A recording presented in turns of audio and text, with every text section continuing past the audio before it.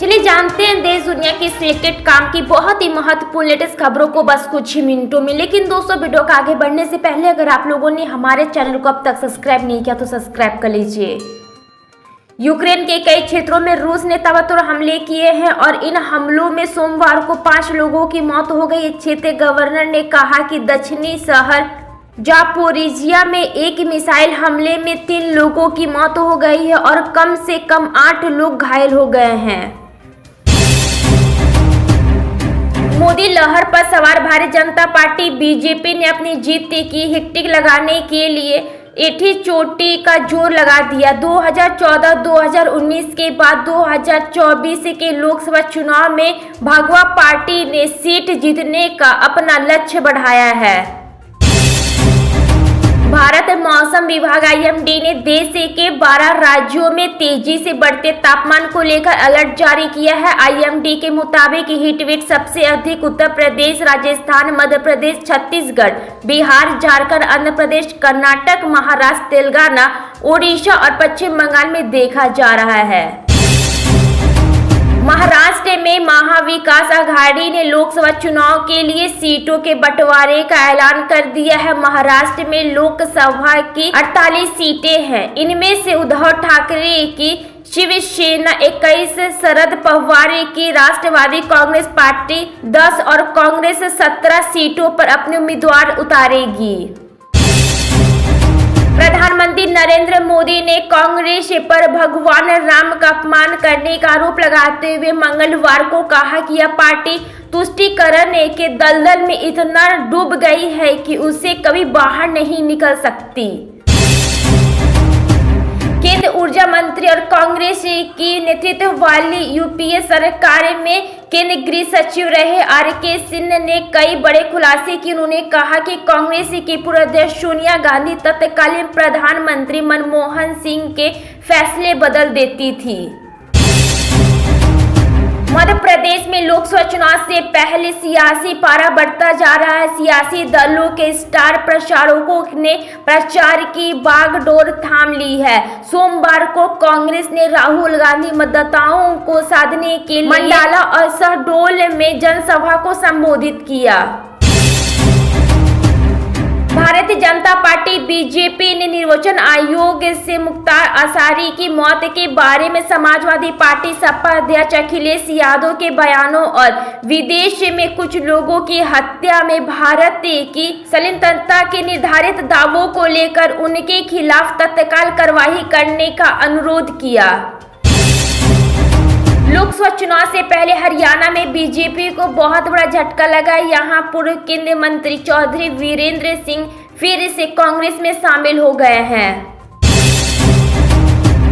बिहार में रामनवमी और ईदी पर कोई छुट्टी नहीं रहेगी। शिक्षा विभाग ने मंगलवार को एक पत्र जारी कर उस आदेश को फर्जी बताया जिसमें कहा गया है कि नीतीश कुमार ने शिक्षकों के परीक्षण को लेकर संज्ञान लिया है और 10-11 अप्रैल को ईदी, 17 अप्रैल को रामनवमी पर अवकाश घोषित किया जाता है। लोकसभा चुनाव 2024 में BJP द्वारा लगातार कांग्रेस को सनातन विरोधी करने के आरोपों पर जयराम रमेश ने कांग्रेस पार्टी का बचाव किया है। PM मोदी लगातार चुनावी रैलियों में कांग्रेस पर रामलला प्रमाण प्रतिष्ठा कार्यक्रम के लिए निमंत्रण को जानबूझ अस्वीकार करने का आरोप लगा रहे हैं। लालू यादव के करीबी शिवनाथ तिवारी ने नीतीश कुमार को लेकर बड़ा बयान दिया। उन्होंने कहा कि उन्हें नवादा में नीतीश को देखकर सुनकर बहुत पीड़ा हुआ। शिवनाथ तिवारी ने कहा कि मोदी शाह को पराजित कराने के लिए नीतीश कुमार ने पूरी ताकत लगा दी थी। वे मोदी के विकल्प के रूप में उभरे भी, लेकिन कल उन्हें नवादा में सुनकर देखना पीड़ादायक रहा।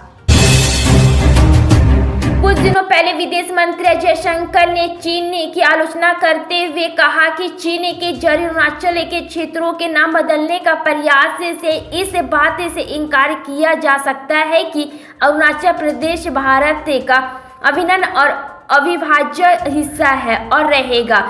चीन के इस हरकत पर PM मोदी ने जवाब दिया है। रक्षा मंत्री राजनाथ सिंह ने कांग्रेस पर निशाना साधते हुए कहा कि भारतीय जनता पार्टी भाजपा के नेतृत्व वाला राष्ट्रीय जनतांत्रिक गठबंधन एनडीए 2047 तक देश को एक विकसित राष्ट्र बनाना चाहता है, लेकिन उनकी प्रमुख विपक्षी पार्टी का घोषणा पत्र भारत को विकास की दौड़ में बहुत पीछे ले जाएगा।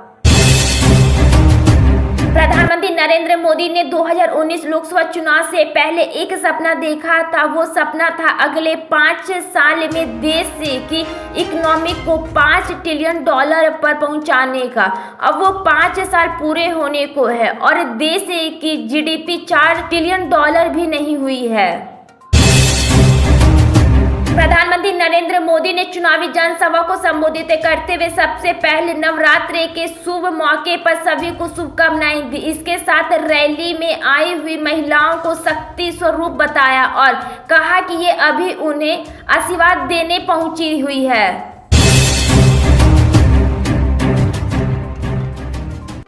दिल्ली की सत्ता का रास्ता उत्तर प्रदेश से होकर गुजरात है, क्योंकि यहाँ पर देश की सबसे ज्यादा 80 लोकसभा सीटें आती है। पहले चरण में सूबे की 8 लोकसभा सीटें पर 19 अप्रैल को मतदान है, जिसके लिए 80 उम्मीदवार किस्मत आजमा रहे हैं।